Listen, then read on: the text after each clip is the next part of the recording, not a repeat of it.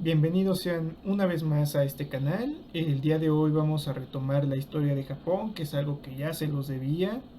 Perdónenme la ausencia de mi tercer video, muchachos, que este va a ser el tercer video, claro. Pero tenía yo unas cosillas pendientes por ahí, entonces pues tenía que sacarlas y tuve que pausar un poquito esto, ¿no? Pero pues ya retomamos esta iniciativa, así que vamos a darle con todo, ¿ok? Bueno, vamos a retomar, como les digo, la historia de Japón. Es algo que se ha alargado más de lo que yo pensé. Realmente, bueno, la historia de Japón es fascinante, es muy interesante y claramente no se puede abarcar en tan pocos videos, ¿no? Sobre todo si nosotros lo que queremos comprender es el aspecto político y los contextos sociales e históricos que se vivieron. Entonces, como queremos desarrollar eso, pues claramente tenemos que abarcar un poquito de material, ¿no? Entonces, va a haber otro video. Ah, caray, eso sí me interesa.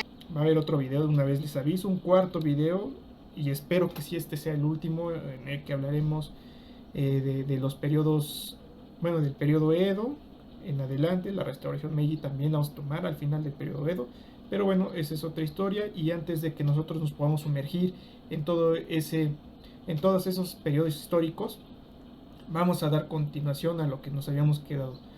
Bueno, en el pasado video, retomando un poquito, nos habíamos quedado en el periodo Heian. Ok, aquí algo bastante importante, y es que no omití. Pero qué imbécil. Perdónenme, perdónenme, yo sé que me van a decir que soy un fraude, pero bueno, se me olvidó dar un gran detalle, ¿no? Y parte de la introducción a lo que vamos a ver hoy, que son las guerras Genpei. Las guerras Genpei suceden al final del periodo Heian, en el cual confronta a los clanes Taira y a los clanes y al clan Minamoto, perdón.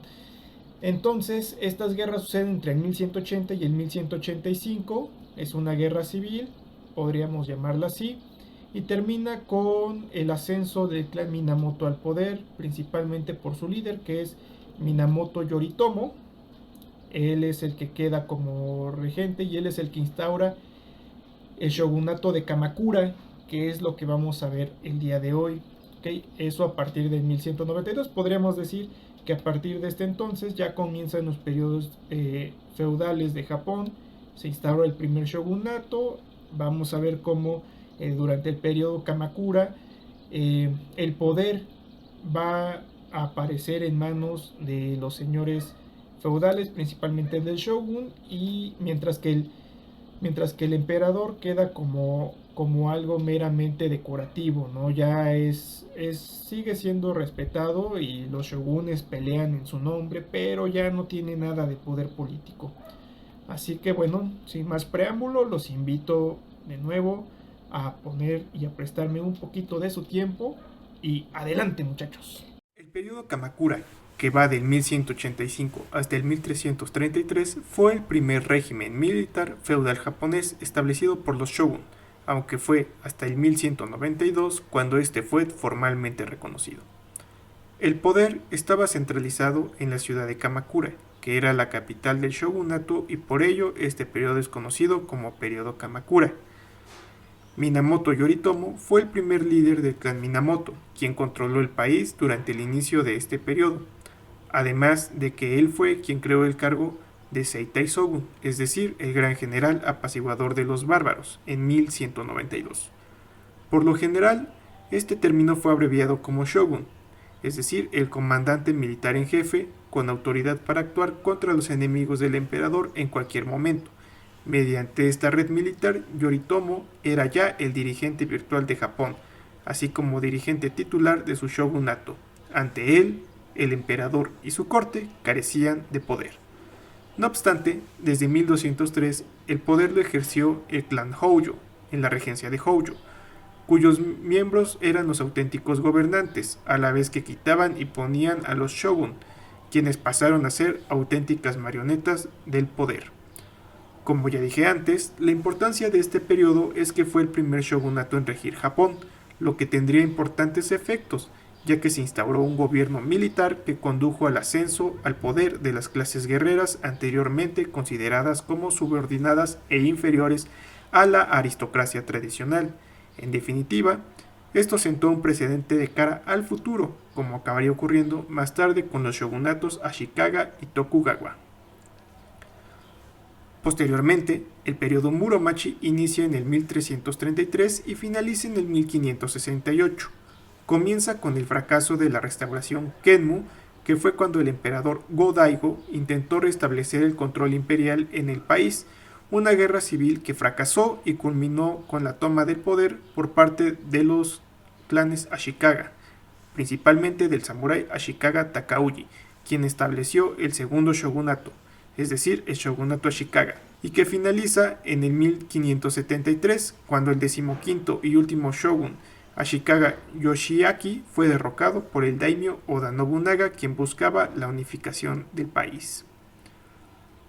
Ahora pasamos al periodo Asuchi Momoyama.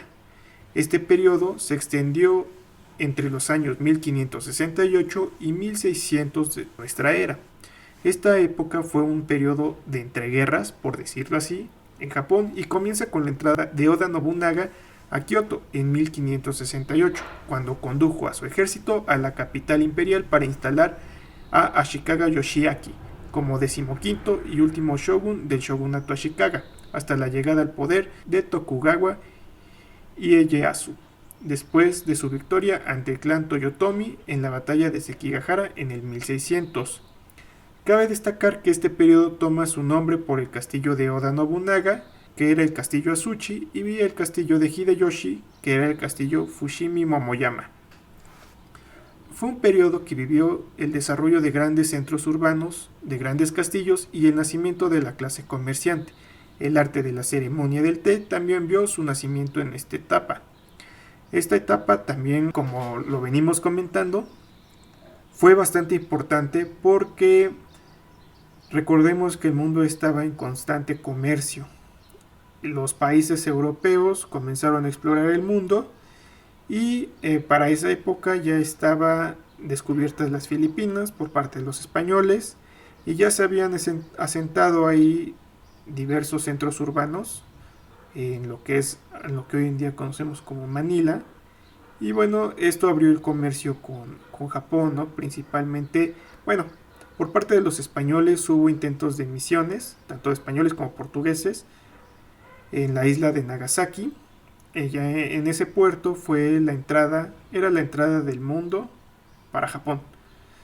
Entonces, obviamente esto atrajo mucho la atención del señor Oda Nobunaga, quien fue el primer gran unificador de esta etapa de la historia de ese país, que vio con muy buenos ojos el cristianismo, pero no solamente estaba interesado en los europeos por el cristianismo, su mayor interés siempre fueron las armas. Oda Nobunaga era un señor bastante belicoso, que sin duda promovió la guerra y las técnicas europeas de combate, principalmente con el uso de los arcabuces. Gracias a esa innovación, él tuvo bastantes resultados muy favorables en las guerras que él tenía para la unificación de Japón. Él y el señor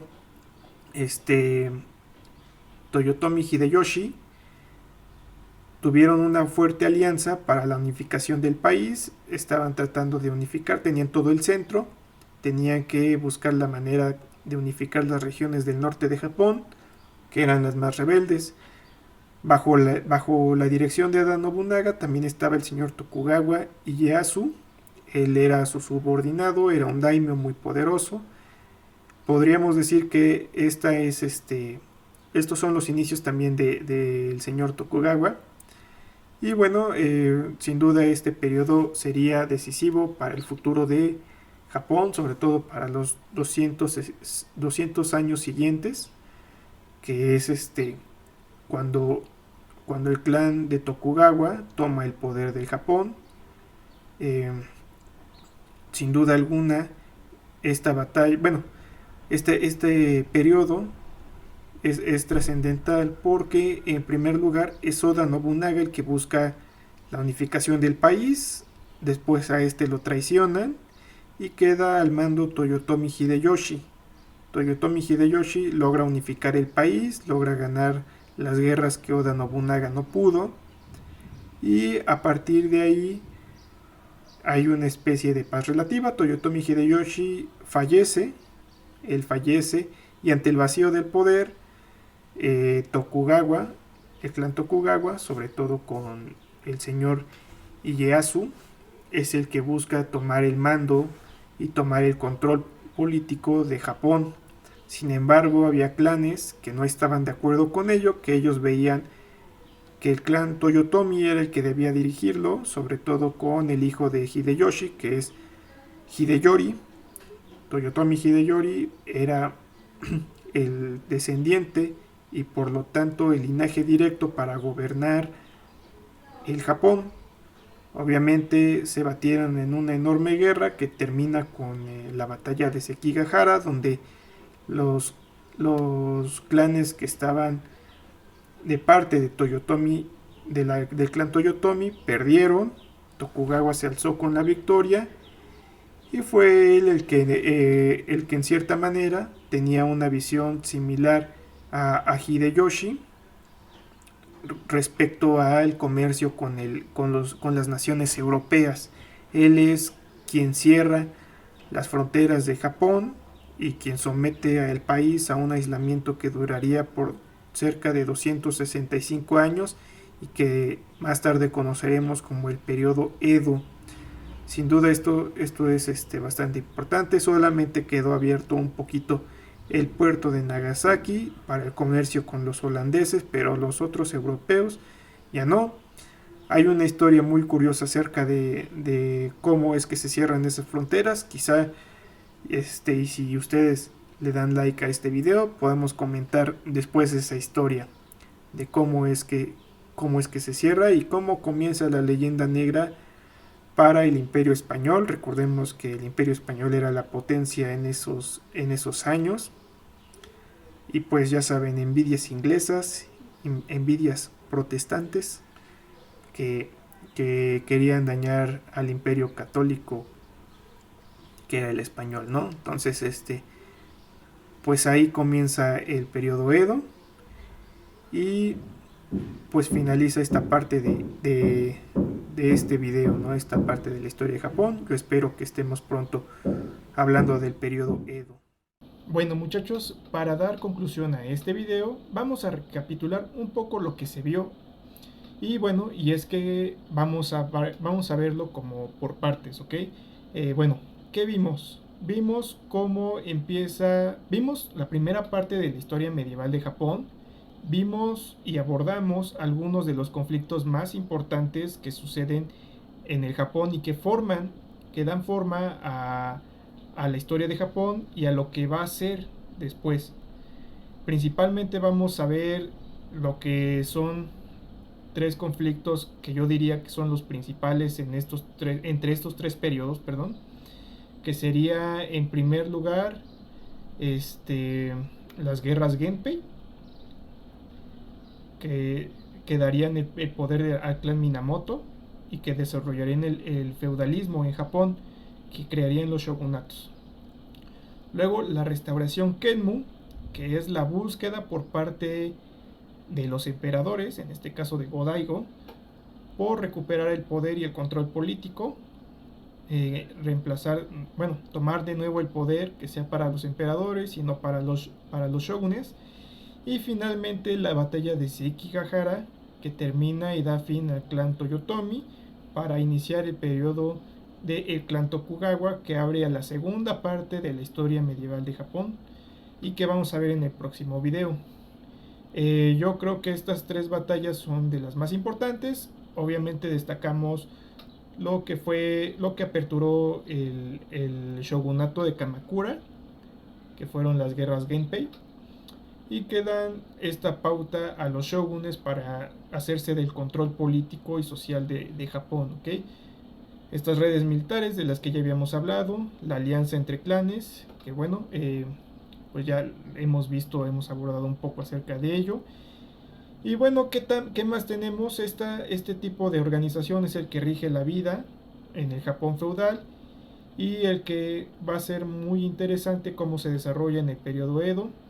Aquí algo que también es importante es que comienza una época de aislacionismo ya casi al final de los periodos que vimos en este video, que es el periodo Asuchi Momoyama.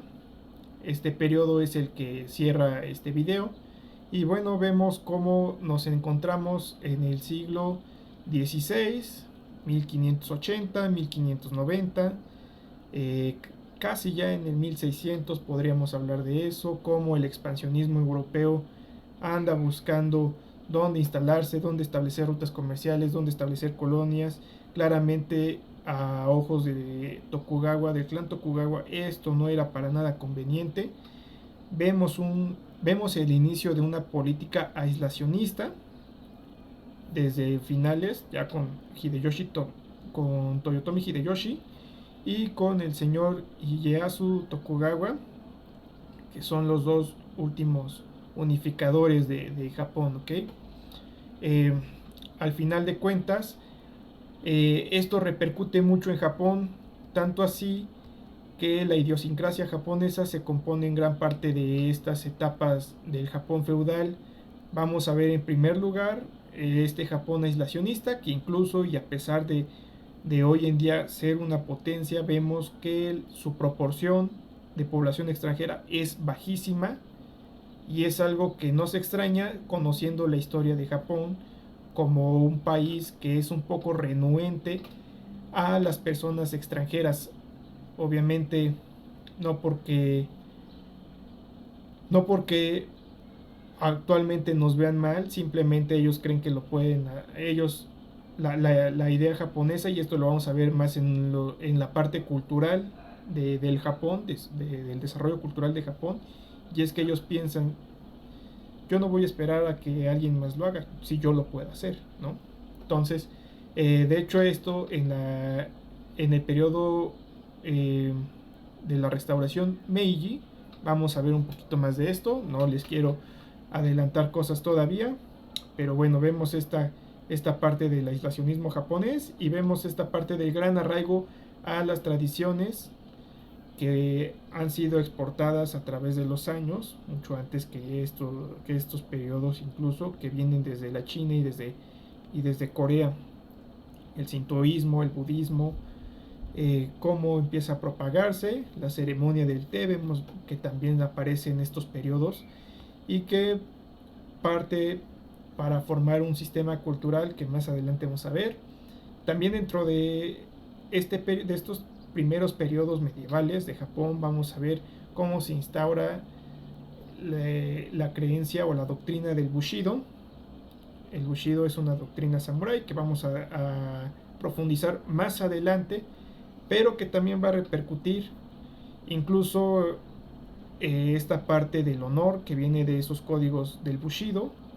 Vamos a ver cómo en la Segunda Guerra Mundial era tan arraigado que la gente hacía el seppuku. El seppuku era el ritual en el que los japoneses provocaban su muerte, cometían un suicidio y se cortaban las vísceras. Eso sí es de gángsters, de gángsters. El intestino para darse muerte, preferían morir de esa forma que les cortaran la cabeza. Bueno, eso es parte del código samurái y que se instaura en estos primeros periodos, que vamos a hablar un poquito de eso más adelante, pero aún así es bastante interesante. Y cómo se desarrolla esto. Recordemos que esta primera parte es sobre la historia. Más adelante les prometo que en la etapa cultural de Japón vamos a ver un poquito más acerca de esto. Y pues vamos a conocer el porqué de ese tipo de tradiciones. ¿Okay? Sin más por el momento, muchachos, yo me les despido. Les deseo lo mejor. Abrazos, no balazos. Adiós, vaquero. Y pues hasta pronto, muchachos, espero que estén bien, denle like y amor a este video, denle en los comentarios si les gustó, si no les gustó, una retroalimentación, todo me sirve, muchachos, para seguir haciendo estos videos. Así que muchas gracias por ver y hasta la próxima.